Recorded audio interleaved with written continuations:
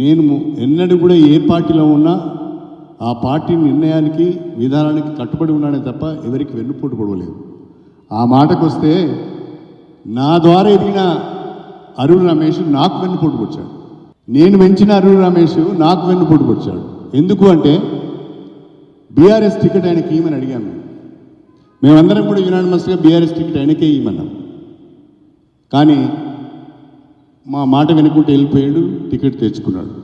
నీకు వెన్నుపోటు పొడవలే, నీకు అన్యాయం చేయలే, నీకే టికెట్ ఇవ్వమని చెప్పాము మేము. కేసీఆర్ ముందట, రమేష్ ముందట, అందరి ముందట రమేష్కే టికెట్ ఇవ్వమని అందరం చెప్పాను. నువ్వు వెన్నుపోటు పొడిచి పార్టీ మారి ఇతరుల మీద నువ్వు మాట్లాడే అర్హత నీకెక్కడిది? నువ్వు కూడా పార్టీ మారినావు కదా. 10 ఏళ్ళు ఎంజాయ్ చేసి కాంట్రాక్టులు తీసుకొని రియల్ ఎస్టేట్ చేసి దందాలు చేసి డబ్బులు సంపాదించుకొని నువ్వు కూడా పార్టీ మారినావు కదా.